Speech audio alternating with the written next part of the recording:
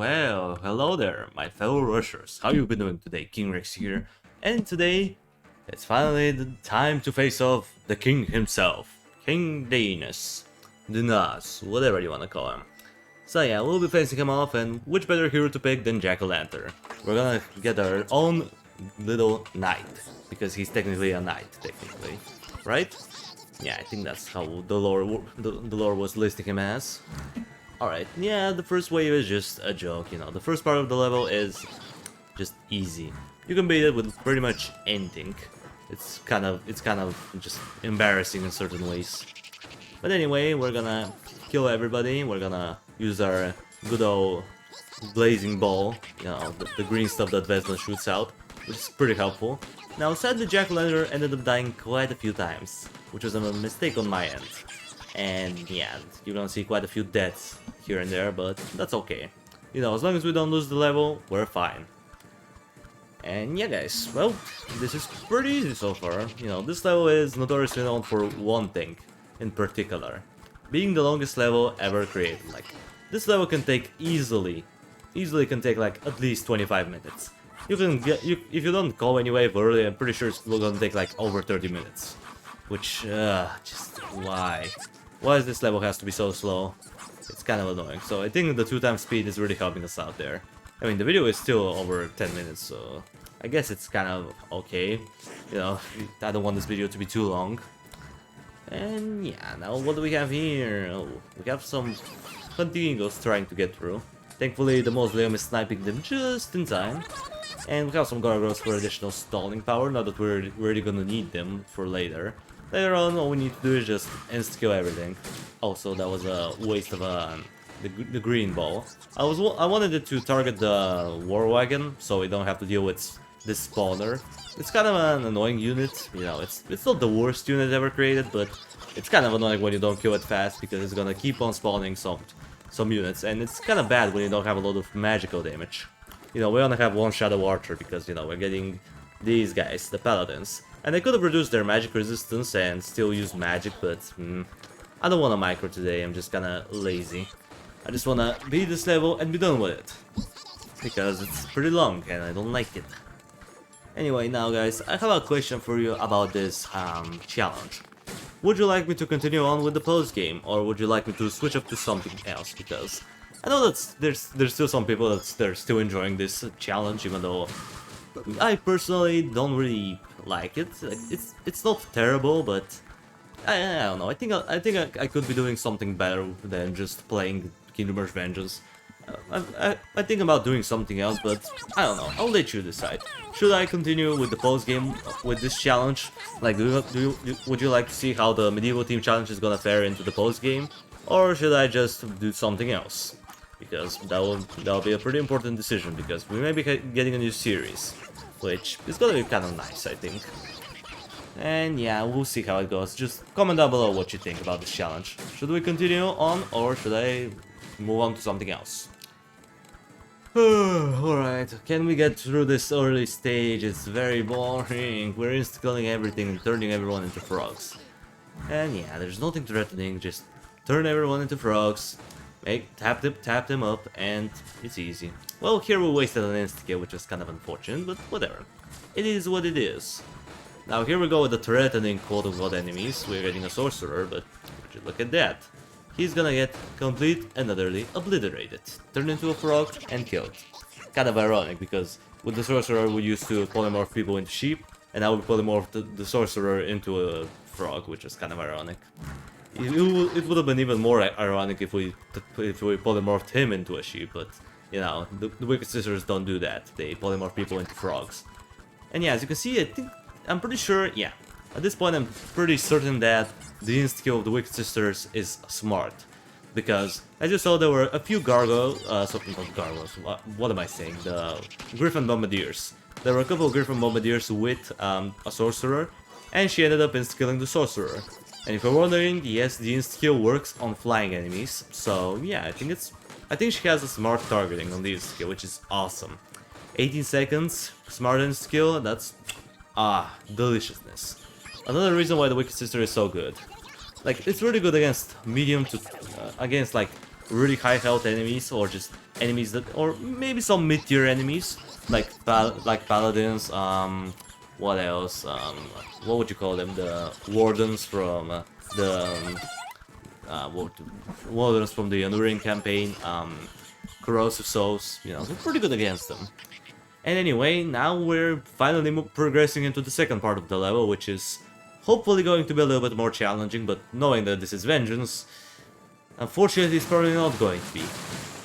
There we go, we destroyed the wall, and it's time to progress further into the castle. There we go, Jack-o'-lantern, show up, there you are. Now let's think, what should I use? Well, I'm gonna be doing what I normally do on this level. Just get a Mausoleum up to tier 4 there, get a Dark Knight for some stunning power. And I guess we're gonna spam some low tier towers. Because if you're not familiar with that, basically, the thing with this level is that these mortars that are close to the gates of the castle, they're going to be shooting at your towers, disabling them for 45 seconds, I think. I think they disabled them for 45 seconds.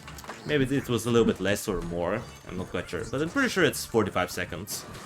And yeah, you can spend some gold, well, quite a decent amount actually, 125 gold in order to free the tower, but I don't think it's gonna happen. If you spam a lot of low level towers, there's a higher chance that your main towers are not gonna get targeted, which is good, but you know, it's RNG, you never know. Maybe you'll get a terrible luck, and unfortunately some of your main towers can get disabled. And you probably have to spend some money in order to free them, if needed, that is. I'm not saying that it's necessary. Now, here we get a Sorcerer, which is something that I forgot that happened. I forgot that the Sorcerer comes up pretty early. So we have to wait it out a little bit, because I want to make sure that we don't misuse our green Bow of Doom. Because we have to use it properly. So we're waiting for a while, and now we're gonna use it, and he's gone. Nice. Now we have to get at least a 1-inst kill for later. You know, we have to deal with the Golem somehow, or in this case the Sorcerer, which shouldn't be too bad, I think. Yeah, I also got a Wicked Sister at the top, just in case. You know, it could help out. With the range increase, she'll probably be able to attack Paragon when he comes in, so she'll be pretty nice. I mean, they are by far our best single target DPS. What else could we use? We could use Mausoleums, maybe. Maybe the Mausoleum would have worked as well, but I don't know. I want to use the Wicked Sisters. I feel like they're gonna do a little bit of a better job. Especially... No, I'm not quite sure. I probably should have used the poison now that I think about it. I'm not quite sure if I used the purple attack or the green attack for the Paragon. I don't remember how I did it, because you know, that was this video was recorded pretty much, I think, 1 month ago. You know, it was a long while. Because that's what I like to do. I like to pre-record most of my videos, just so I can have them at the ready whenever I need them. Because sometimes, maybe something in real life is gonna happen and I have to be out of YouTube for a while, and you know, I don't want to leave you without videos. If there's something on this channel that I want to do, to be consistent. I like posting pretty well, not regularly, but you know, every day in and day out I'll be posting one video. And that's how it's been for the majority of for the majority of the existence of the channel. Oh, sorry, I coughed a little bit. Anyway, now what do we have here? Nothing threatening at all. Yeah, as per usual. Regular Vengeance gameplay. That's what I probably should name the video. Regular Vengeance gameplay, because that's pretty casual. Like, where's the challenge in this? The medieval team is actually pretty good. You know, we have good towers all around, at least. You know, when I started it, I thought that it was gonna be hard, because the towers were some of the towers I barely use at all, if at all, that is. But I would say that they're good. Like, let's start with the Shadow Archer. He's pretty consistent. He deals good amount of damage. He shoots fast. He has a long range, and his abilities are pretty good if you're struggling with single targets. The Dark Knights are pretty great blockers, even though they're not really good for crowd control. They're very good if you have tough enemies. What else? Yeah, Mausoleum. Mausoleum will be nice, just for a regular magic tower, and if we're gonna need some additional stalling power, we can get the Gargoyles to help out the Dark Knights with the crowd control. You know, Gargoyles could be helping out for crowd control, while the Dark Knights are taking care of the tough enemies.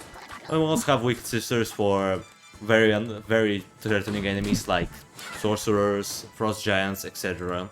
And the Rotten Force is kinda there, yeah.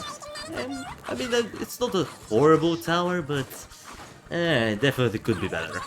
It could be better, that's all I have to say about it. But it's not like super underwhelming. I still find it useful on most levels. There's like usually 1 or 2 spots where you can put it in. It can do kind of okay. You know, that fast 40% slowdown is definitely helping out. Keeping units in range of most of my towers for longer periods of time is definitely helping out. And yeah, we're insta-killing the threatening enemies. The musketeers are going down eventually. You know, they're taking a little bit longer than I would like them to, but okay. Guess it doesn't matter. We're insta-killing people left and right. We're doing fine. Yeah, we're already at the second to last wave, which is good. You know, we're definitely progressing further into the battle. And soon we'll be getting to Paragon, which is gonna be the interesting part. At least I hope it's going to be. And yeah, we're insta-killing, we're... I don't know, it's just a regular gameplay, man. What can I say? It's surprisingly easy. Like, you would think that this challenge will be very hard on the last stage, but apparently no. It is kind of easy, as you can see. And yeah, now here we are at the last wave, which I thought was gonna be pretty overwhelming. Because, you know, we have sorcerers, we have a lot of griffin bombardiers, we have a lot of, what would you call them, paladins, but surprisingly, we took care of mostly everything without breaking our main choke point. Like, look at this. Wowzers, man. How are we doing this? I don't know. But we are surviving, that's all that matters. Now here comes the swarm. The big swarm comes in, but they don't know one thing, that we have our power. Whoa. Actually, we don't really need to use the Saw Impact. Wow. I thought that I was gonna use it, but apparently no. Wow. That was very easy. Alright. Now here comes the boss. Hopefully the hard part is here. We'll see. Here comes the Archdemon. Also, we have a frog over there. That was kind of meh, but whatever. It is what it is. Here comes Paragon. We're gonna use the Shadow Mark on him. There it is. Take a lot of damage, please. And yeah, a good amount of his health is gone already. Shadow Mark definitely helping us out quite a lot. And we're killing the problematic enemies. We're stalling him out for quite a bit. And you know, well, wow, he died before he even encountered the Archdemon. That was kind of hilarious. Alright, now he should be dead any minute now. We have to just pound him whenever he's about to perform his big attack, when he pushes back our demon and deals a little bit more damage.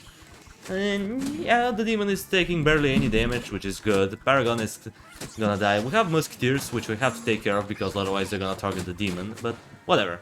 We still took him down with ease. The demon barely got damaged, and we're gonna survive this. Wonderful. That's all I have to say, guys. This is wonderful. And yeah, I think we're done with the medieval team challenge as far as the main campaign goes. So can you beat Kingdom Rush Vengeance on Impossible with the medieval team? The answer is obviously yes. Yes, you can. It wasn't super hard at all. And yeah, guys, well, without out of the way, that's gonna do it for the video. Thank you everybody so much for watching. I appreciate you for sticking around to the end. Subscribe if you want to see more of this content in the future, and while you're at it, drop a like on the video. It means a lot to me. And I'll see you in the next video. Until it comes, that was King Rexy, over and out.